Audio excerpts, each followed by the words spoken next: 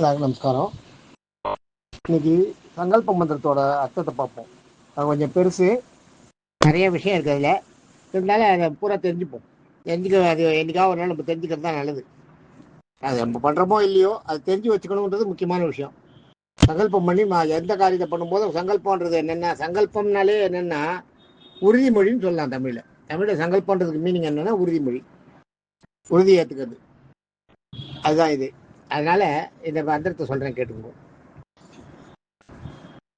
ஹரியோம் தத். முதல்ல எதையுமே எப்பயுமே ஹரின்னு தான் சொல்ல ஆரம்பிச்சுதான் ஆரம்பிக்கணும். அதனால ஹரியோம் தத், ஸ்ரீ கோவிந்த கோவிந்த கோவிந்தகா. இந்த இது வந்து இறை பிரார்த்தனை, தெய்வத்தை பிரார்த்தனை பண்ணிக்கிறது. அஸ்ய, அஸ்யன்றது இப்பவும். அஸ்ய ஸ்ரீ பகவதா, ஸ்ரீ பகவதானா இறையருளால் அப்படின்னும். மகாபுருஷஸ்ய, மகாபுருஷஸ்யன்னா அனைத்து உலகங்களுக்கும் தலைவனான.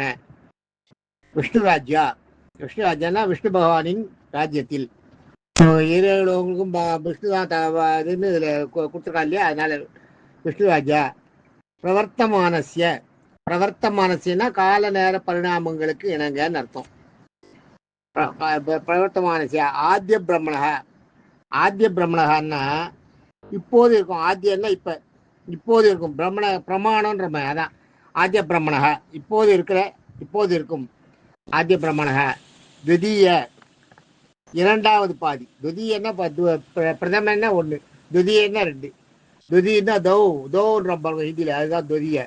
துதிய பரார்த்தே, பரார்த்தேன்றது வந்து பிரம்மாவின் ஆயுஷ் காலம். அது பிரம்மாவோட நாள். அது அந்த இது பிரம்மாவின் ஆயுஷ் காலத்தில் இரண்டாவது பாதியில். இது 51வது பரார்த்தம்னுவான்.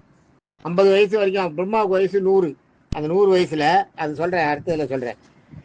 பிரம்மாவுக்கு வயசு 100. அந்த 100 வயசுல 51வது வயசு இப்போ நடக்கிறது தான் 51வது பிரார்த்தம். அதான் துதிய பராத்தே, இரண்டாவது. துதியன்னா இரண்டாவது, பிரார்த்தன்னா பாதி, இரண்டாவது பாதியில்.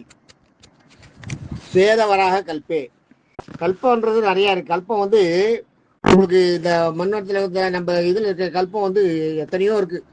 கல்பன்றது 30 இருக்கு. 30 கல்பம். 30 கல்பங்களை நம்ம என்னன்னு பார்த்தோம்னா, 30 கல்பத்தில் இது சுவேதவராக கல்பம். சுவேதவராக கல்பன்றது வந்து ரெண்டாவது கல்பம். 30 கல்பத்தில் சொல்றேன் பாருங்க என்னென்னு.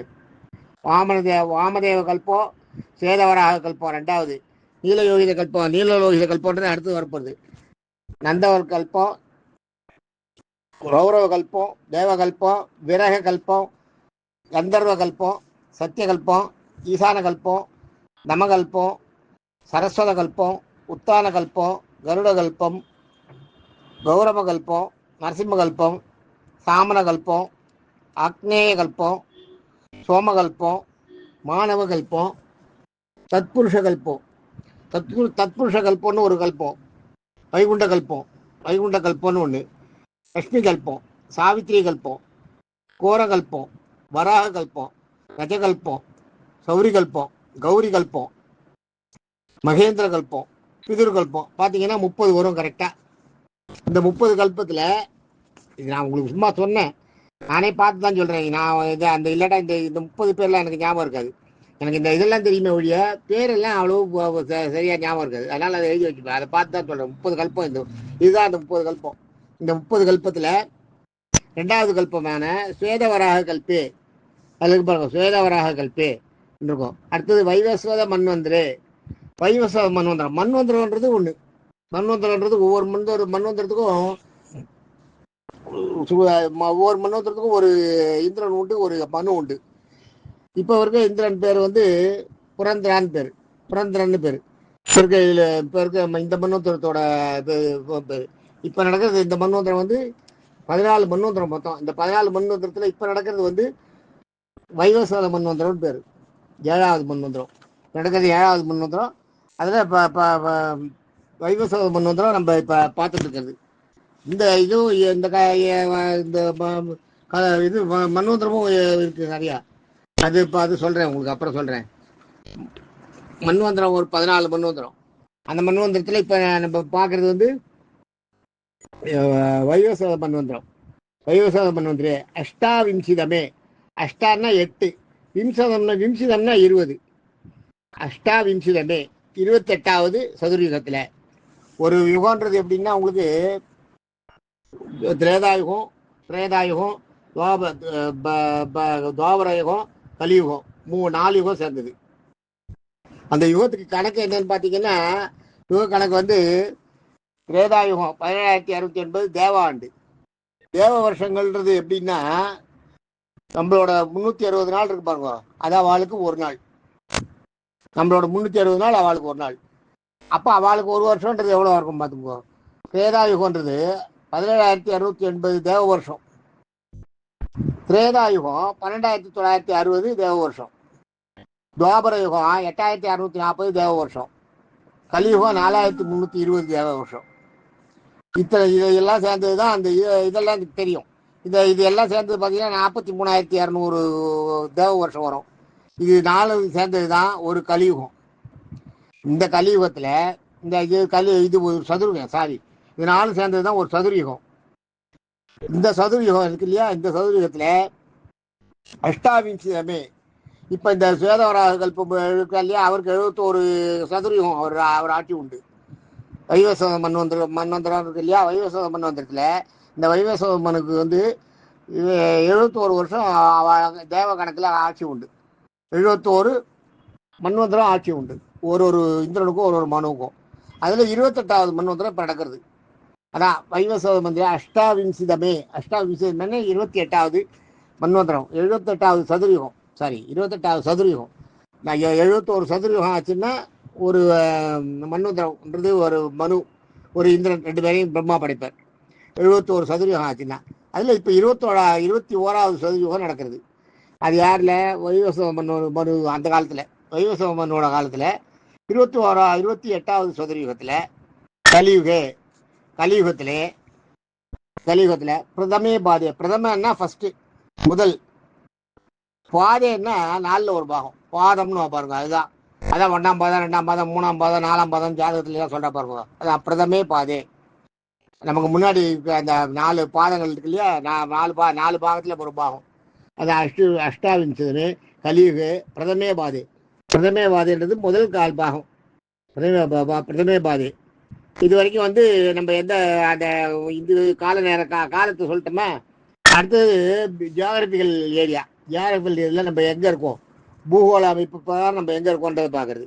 ஜம்பூ தீவுன்றது வந்து 7 தீபங்கள். பூலோகத்தில் 7 தீபங்களாக அந்த காலத்தில் உலகத்தை பிரிச்சிருக்கா. அதில் ஜம்பூ தீபம். இந்த ஜம்பூ தீபத்தில் சேர்ந்தது தான் உங்களுக்கு வந்து பாகிஸ்தான், பர்மா, வெஸ்ட் பெங்கால், அந்த பக்கம் கலிஸ்தான், எல்லாம் சேர்ந்து ஆப்கானிஸ்தான் ஃபுல்லாக சேர்ந்து வரும்.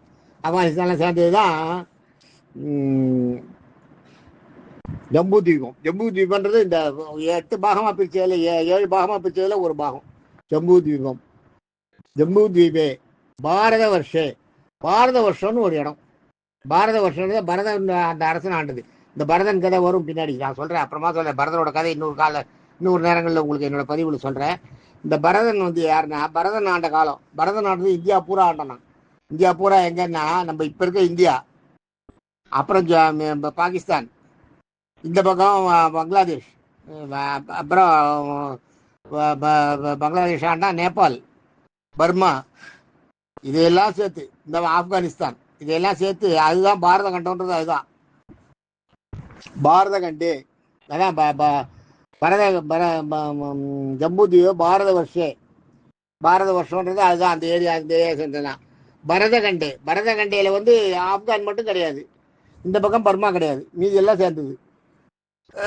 இந்தியா, பாகிஸ்தான், வெஸ்ட் பெங்கால் இதெல்லாம் சேர்ந்தது. அதான் பரதகண்டம். பரதன் அந்த ராஜா ஆண்டது பரதகண்டு. சகாப்தம்னா அவங்களுடைய இந்த காலத்துலன்னு அர்த்தம். ஜம்பூ தீவே பாரத வருஷம் பரதகண்டு இல்லையா. அடுத்தது சகாப்தம்னா அந்த சகாப்தம்ன்றது வந்து இந்த கால நேர கணக்கில் சகாப்தன்றது. மேரோன்றது வந்து மேருமலை. தட்சிணே பாசேன்னா மேருமலைக்கு தெற்கு பக்கம். தட்சிணே பாசே தெற்கு பகுதிக்கு தெற்கு பக்கமாக அஸ்மின், அஸ்மின்னா மேன்மை மிக்கன்னு அர்த்தம். வர்த்தமானே, வர்த்தமானேன்னா கால நேர பிரமாணங்களுக்கு உட்பட்டன்னு அர்த்தம். வர்த்தமானே. பிரபவாதி, இப்போது நடக்கும். இந்த இந்த மாதிரி இந்த இந்த இந்த கால நேர கட்டங்களுக்கு உட்பட்டது. இதோட காலங்கள் பூகோள ரீதியாக முடிச்சுட்டா அடுத்தது எந்த நேரம்ன்றத சொல்றது. பிரபவாதி, இப்போது நடக்கும். இதுக்கு இது வரைக்கும் நடந்ததுல வந்து முதல்ல வந்து உங்களுக்கு யாருன்ற யாருக்கு உட்பட்ட ராஜ்யன்றது வந்துதான். அதுக்கு அடுத்தது நீங்க யாருன்றதை சொன்னோமா, பூகோள ரீதியா எங்க இருக்கோன்றதை சொன்னோமா, யாருக்கு உட்பட்ட ராஜ்யத்துல பூலோக ரீதியா எங்க இருப்போம்னு சொன்னோமா. அடுத்தது வந்து இது வந்து எந்த நேரம், அந்த நேரத்தை சொல்றது. பிரபவாதி, இப்போது நடக்கும். சஷ்டி நாம சம்பத்தரே, சஷ்டி நாம சம்பத்தரேன்னா 60 பேர்களை கொண்ட தமிழ் வருஷங்கள். சஷ்டி நாம சம்பத்தரே, அந்த 60 தமிழ் வருஷங்கள். அது சஷ்டி நாம, சஷ்டின்னா 60. சஷ்டி நாம சம்பத்சரே, சம்பத்சரம்னா வருஷம், தமிழ் வருஷம். சம்பத்சரம்னா வருஷம். மத்தியன்னா நடுவில். இப்போ நிறைய ராம சம்பத்சரேன்னு ஒரு டேஷ் போட்டு ஒரு ராம சம்பத்சரேன்னு போட்டுப்பான். இப்போ என்ன வருஷம் நடக்கிறது? விஸ்வாவசு நாமம் இல்லையா? விஸ்வாவசு நாம சம்பத்சரே. அடுத்தது வந்து அயனம். அயனன்றது வந்து உத்தராயணம் தட்சாயணம் 2 இருக்கு. அதாவது ஒரு வருஷத்தை 2ஆ பிரிச்சு வச்சுப்பா. ஆடியிலிருந்து மார்கழி வரைக்கும் தட்சாயணம், கையிலிருந்து ஆணி வரைக்கும் உத்தராயணம். அதுதான் சொல்லுவாங்க தட்சாயணம் உத்தராயணம். அதுதான் என்ன அயனன்றது தான். இதுதான் தட்சாயணே உத்தராயணேன்னு வரும். அதில் சங்கல்ப மந்திரத்தில் பார்த்தீங்கன்னா நீங்கள் எந்தன்றது வந்து முதல்ல வந்து இடத்துல எல்லாம் சொன்னீங்களா, அடுத்தது எந்த வருஷத்தில், அந்த வருஷத்தில் எந்த பாகத்தில் தட்சாயணமா உத்தராயணமா அந்த பாகத்தில் ருதவ். அடுத்தது ஒரு ஒரு இது போட்டு ருதவ்னு போடுறோம். எந்த ருது? ருது மாசம்ன்றது 6. ருது மாசங்கள் 6. சித்திர வைகாசி வசந்த ருது, ஆவணி புரட்டாசி வருஷ ருது, சாரி சித்திர வைகாசி வசந்த ருது, ஆனி ஆடி கிருஷ்ண ருது, ஆவணி புரட்டாசி வருஷ ருது, ஐப்பசி கார்த்திகை சரத் ருது, மார்கழி தை ஹேமந்த் ருது, மாசி பங்கினி சிசிர ருதவ். இதெல்லாம் மாதம் மாதம் நாங்கள் தர்ப்பணம் பண்ணும்போது இதெல்லாம் சொல்லுவோம். எந்த ருதவ், ருதவ்ன்றது வந்து எந்த எந்த எந்த மாதத்தில் நாங்கள் இருக்கோன்றதை பார்த்து அதை வச்சு சொல்லணும். அதான் வசந்த ருதவ். அடுத்தது மாதம், என்ன மாதம்ன்றது. தமிழ் மாதம் வந்து 12. சித்திரை வைகாசி ஆனி ஆடி ஆவடி புரட்டாசி ஐப்பசி கார்த்திகை மார்கழி தை மாசி பங்குனி. இது வந்து தமிழ் மாதங்கள். இதில் எந்த மாதம்ன்றதா. அடுத்தது வந்து புண்ணிய தீதவ் வந்துருக்கும் பாருங்க. என்ன ருதவ், ருதவ் வந்துதா உத்தராயணே தட்சிணாயனே என்ன ருதவ்னு இருக்கு. அடுத்தது வந்து என்ன மாதம்னு இருக்கு. கிருஷ்ணபட்சே, கிருஷ்ணபட்சே சுக்லபட்சேன்னு 2 பட்சங்கள் வந்து 2 பட்சங்கள் 2. எப்படின்னா அமாவாசையிலேருந்து கணக்கெடுத்துங்க. அமாவாசையிலேருந்து 15 நாள், அமாவாசையிலேருந்து 15 நாள் எடுத்துட்டீங்கன்னா 15 திதி. அந்த 15 திதிக்கும் இப்போ ஒரு அது வந்து அமாவாசையிலேருந்து வர்றது வந்து சுக்லபட்சம். சுக்லபட்சம்னா வளர்பிறை. அதுக்கப்புறம் பௌர்ணமியிலேருந்து வர்றது எடுத்துட்டீங்கன்னா தேய்பிறை. இந்த 15 இதே திதி திரும்பி திரும்பி வரும். பிரதமன்ற பாருங்க, பிரதமர்ன்ற பாருங்க. அதான் முதல்வர். அப்படிதான் நாட்டுக்கு முதல் மனுஷனுக்கு பிரதமர் இல்லையா, பிரதம. துவதீய, துவதீயன்னா தோவ் சொல்றோம் பாருங்க, தோவ் 2, 2வது துவதீய. திருதியை, திருதியைன்னா த்ரீனாலேயே 3 தான். அது சான்ஸ்கிரிட் 3 வேற, இங்கிலீஷ் 3 வேற. இந்த 3 இந்த இதுவும் 3 தான் சொல்லணும். 3. சதுர்த்தசி, சதுர்த்தசின்றது வந்து சதுர்னா 4, பாஞ்சுன்னு வருது இல்லையா, 5.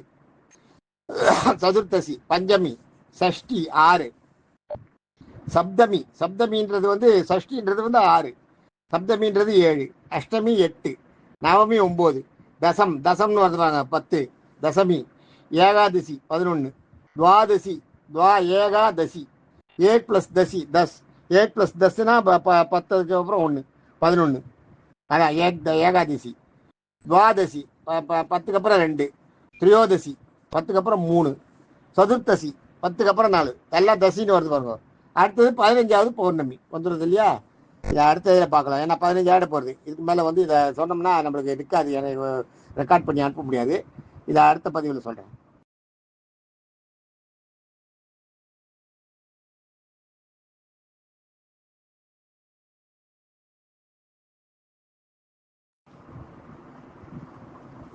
எல்லாருக்கும் நமஸ்காரம்.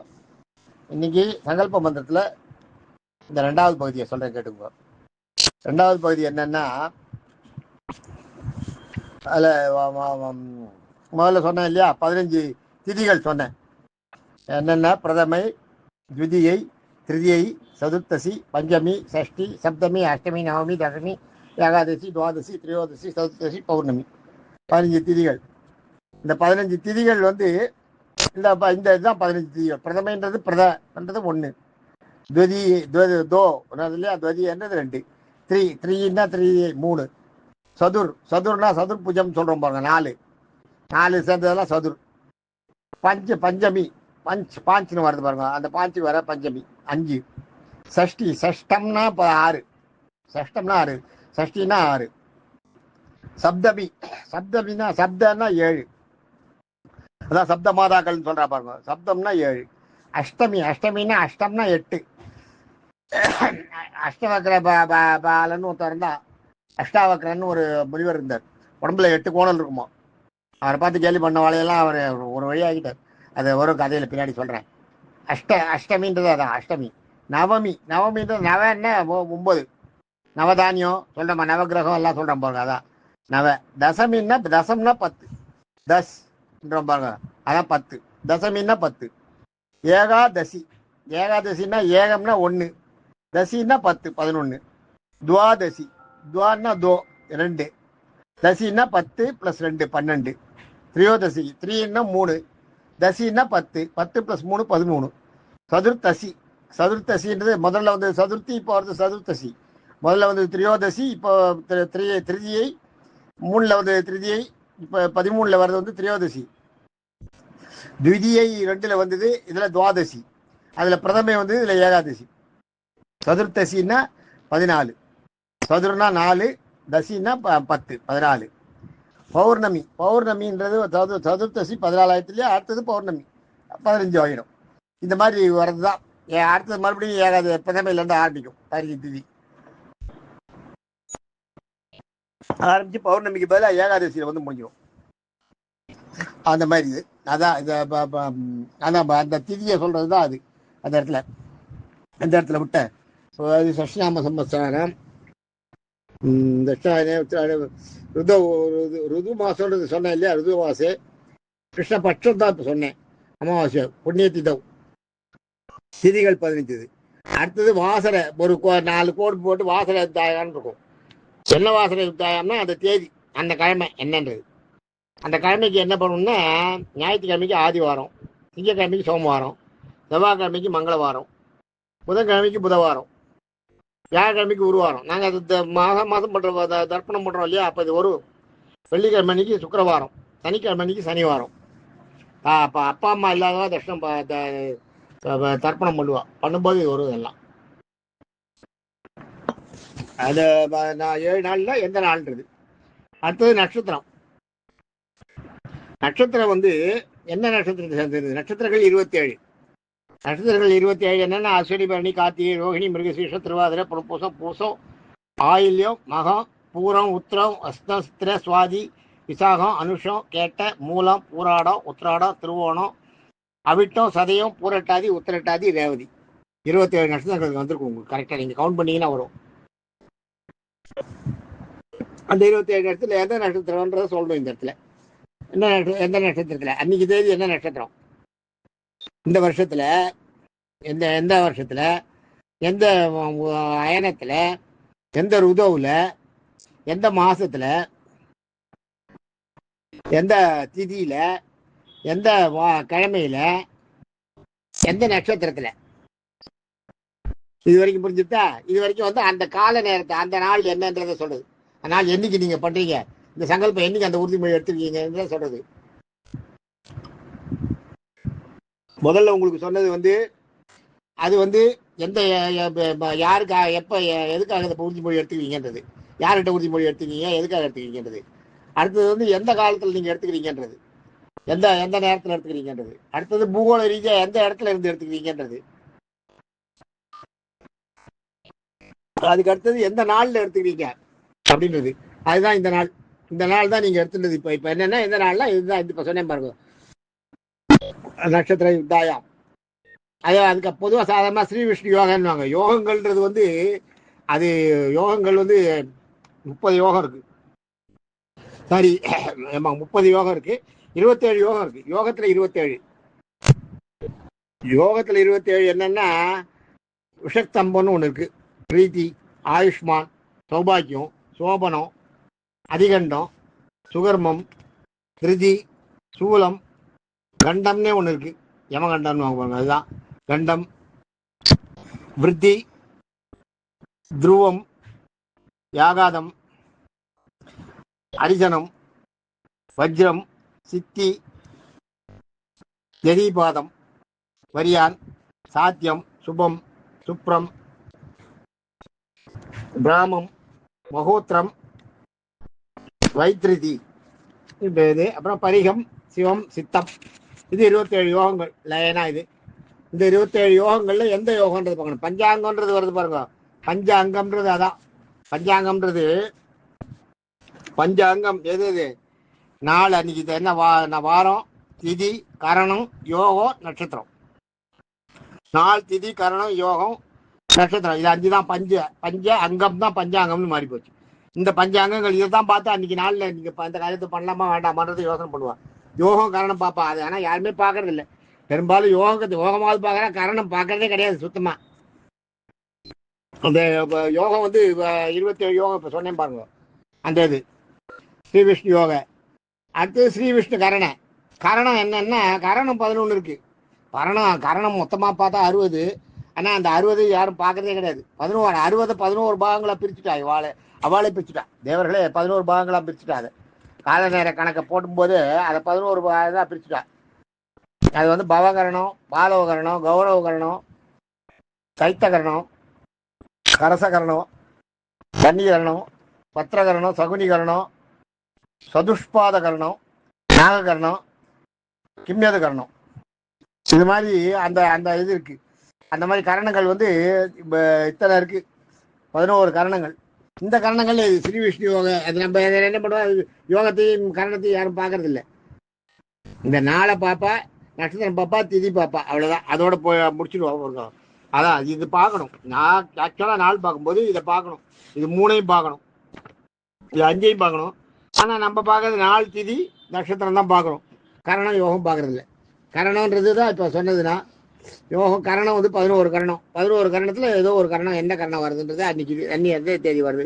ஸ்ரீ விஷ்ணு யோகம், ஸ்ரீ விஷ்ணு கரணம். அதுதான் அந்த அங்கே வந்து பாருங்க. அதான் சுபயோக சுபகரணன்னு கொடுத்துட்டான். இதில் இவன் கொடுக்கறது வந்து சுபயோகம் சுபகரணன்னு கொடுத்துட்டான். அந்த கரணங்கள் வந்து அந்த மாதிரி வருது. சுபயோக சுபகரணம்னு வருது. கரணங்களை வந்து அப்படி கொடுத்துட்டான். சுபயோக சுபகரணம்.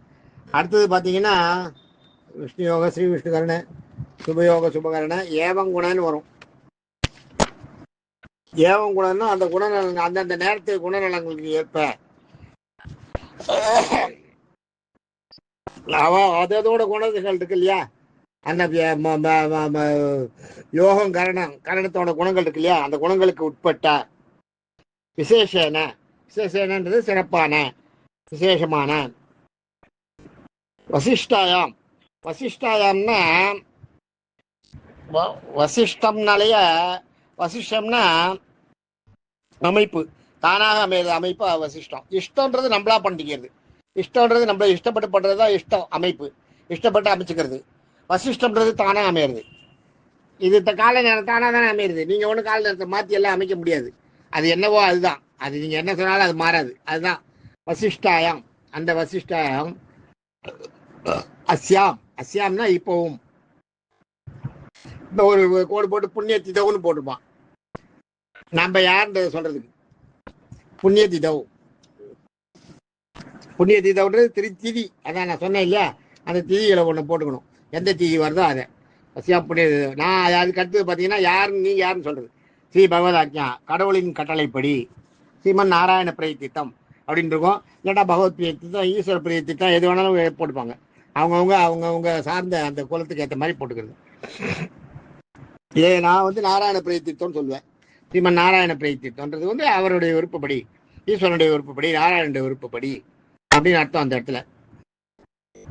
நாராயண விருப்பப்படி. கௌசிக கோத்திரம் என்னோட கோத்திரம் கௌசிக கோத்திரம். கோத்திரம் வந்து என்னோட கோத்திரம் கௌசிக கோத்திரம். கௌசிக கோத்திரத்தில் வந்து இருக்கிறது வந்து இப்போ என்னோட கோத்திரம் வந்து கௌசிக கோத்திரம் வந்துருக்கு இல்லையா, கௌசிக கோத்திரம். அடுத்தது வந்து கௌசிக கோத்திரம் விருப்பப்படி கௌசிக கோத்திரம் கௌசிக கோத்திரத்தை சேர்ந்த. அடுத்தது நான் யாருன்றது சொல்றது தான் இது இந்த இடத்துல. கௌசிக கோத்திரம் திருமலையுடைய பிள்ளையுமான ராமசாமியுடைய பேரனுமான ராகவனுடைய கொள்ளு பேரனுமான. அப்படி வரணும். அதில் பார்த்தீங்கன்னா 1 2 3 கொடுத்துருப்பாங்க. தாத்தா நம்ம அப்பா நம்ம கிடையாது, நம்ம அப்பா அப்பாவோட அப்பா அவப்பா 3 தலைமுறை சொல்லணும்.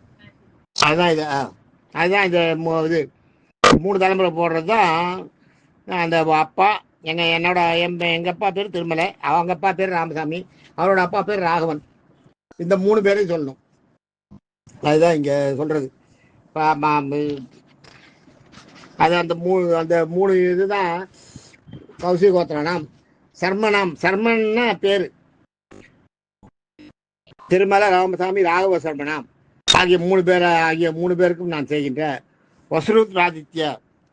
வசுருத்ராதித்யன்னா வசுருக்கள்னா பெண்கள், ஆதித்யன்னா ஆண்கள். வசுருத்ராதித்யன்னா ஆண் பெண் 2 பேரையும் சேர்ந்தவங்க.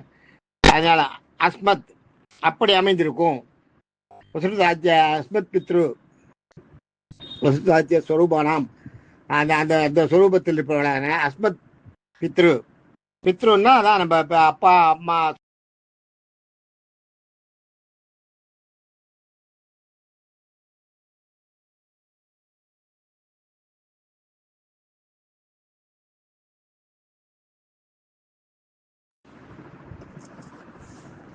அதான் பித்ருன்றது நம்ம அப்பாவுக்கு அப்பா அவளுக்கு அப்பா 3 பேர் சேர்ந்தது தான் பித்ரு.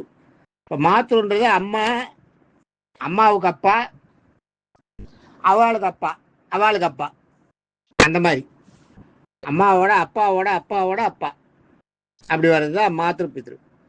ஆக இந்த மாதிரி அந்த இதெல்லாம் நம்ம அதையெல்லாம் சொல்லணும். மாத்ரு பித்ருன்னு அது பேர். இது வந்து சங்கல்பத்துக்கு நம்ம அந்த இப்போ நம்ம சொன்னதெல்லாம் யாருன்றத சொன்னதெல்லாம் சங்கல்பம் பண்ணும்போது நீங்கள் சாதாரணமாக நீங்கள் வந்து சங்கல்ப மந்திரம் சொல்லிட்டு இது தர்ப்பணத்துக்கு. இப்போ நான் சொன்னதெல்லாம் தர்ப்பணத்துக்கு. சங்கல்ப மந்திரம் சொல்லும்போது ஸ்ரீமன் நாராயண பிரயத்திட்டம் கௌசிக கோத்திராம் ஸ்ரீகிருஷ்ண சர்மனாம். நம்ம யாரு, என் பேர் எனக்கு வந்து சான்ஸ்கிரிட் நேம் ஸ்ரீகிருஷ்ணன் பேர், ஸ்ரீகிருஷ்ண சர்மனாம். இந்த உறுதிமொழியை எடுத்துக்கிறேன், என்ன பண்ண போறோமோ அதை இந்த பெருமாளுக்கு இந்த கைங்கரியம் பண்றேன் அப்படின்றத சொல்றது. அதுதான் நம்ம சேவிக்கும் போது கூட பார்த்தீங்கன்னா இது சொல்லும்போது அந்த பிரவர்த்தனம் சொல்லும்போது பார்த்தீங்கன்னா கௌசிகோத்தே திருமலை ராமசாமி ராகவ சர்மகா அது வரும். அதே மாதிரி இது பண்ணும்போது அபிவாதியை சொல்லும்போது அபிவாதியை ஸ்ரீமன் நாராயண பிரதிஷ்டம் ஆஷயாக மிஷ்ண பிரபாந்தி கௌசிக கோத்திராயி ஆபஸ்தம்ப சூத்திராயி. ஆபஸ்தம்ப சூத்திரன்றது அந்த வம்சம் அந்த எந்த இதை ஃபாலோ பண்ணி வரதுன்றது. ஆபஸ்தம்பன்ற அந்த இதை ஆபஸ்தம்பர் உருவாக்கின அந்த இதை ஃபாலோ பண்ணி நாங்கள் வரவங்க. அதனால் ஆபஸ்தம்ப சூத்திரா யஜூர் சுவாகாத்தியாயி ஸ்ரீகிருஷ்ண சர்மா ஆபஸ்தம்பு யஜூர் வாதத்தை சார்ந்தவங்க சார்ந்தவங்களுக்கு அந்த இது யஜூர் சுவாகாத்தியாயி அந்த அந்த இதை சேர்ந்தவங்க நாங்கள். யஜூர் சுவாகாத்தியாயி ஸ்ரீகிருஷ்ண சர்மா என்னோட பேர் அகமஸ்மி போன்னு அந்த இது பண்ணுறது. அதுதான் சங்கல்பன்றது வந்து என்னென்னா நீங்கள் அந்த இது வருது பாருங்க. தேவகுண விசேஷன வசிஷ்டா மஸ்யாம் அமாவாஸ்யம் இல்லை அது என்ன அன்றைக்கி என்னவோ அந்த இது அந்த தேதி அந்த புண்ணிய திதவு ஸ்ரீமன் நாராயண பிரயத்திட்டம் வருது இல்லையா. அதோட நீங்கள் என்ன ஏதாவது இது பண்ணுறீங்கன்னா நீங்கள் உங்கள் கோத்திரம் என்ன கோத்திரம், நான் கௌசிக கோத்திரம். அது வந்து நான் என்ன பண்ண போகிறேன்னா அந்த காரியம் கோவிலில் ஒரு இதுன்னா அந்த காரியம். அர்ச்சனை அர்ச்சனை அஷ்டோத்திர நாம சம்பத்து அஷ்டோத்திரம் கரிஷியன் அப்படின்வா. அது மாதிரி நம்ம இது சொன்னோம்னா அது மாதிரி 108 சொன்னோம்னா அது 1000 சகசிர நாம இப்போ பரிவர்த்தனைன்னா அது சொல்கிறது. அது மாதிரி ஒன்று ஒவ்வொரு இதுக்கும் வருது. ஆக இந்த சங்கல்ப மந்திரம்ன்றது இதுதான். இந்த சங்கல்ப மந்திரத்துக்கு அர்த்தம்ன்றது இப்போ நம்ம பார்த்தோமே இதுதான். இதை தான் நம்ம இதை வந்து வேகமாக சொல்லிட்டு போயிடா, நம்ம பின்னாடியே சொல்லிடுவோம், நம்மளுக்கு ஒன்றும் தெரியல. ஆனால் இதோட அர்த்தத்தை பிரித்து பார்க்கும்போது படிக்கும்போது தான் இதெல்லாம் புரியும் நமக்கு. ஆக அதுக்காக தான் இந்த அர்த்தத்தை சொல்கிறது. மறுபடியும் நம்ம அடுத்த இதில் சந்திப்போம், அடுத்த பதிவில் சந்திப்போம். தேங்க்யூ.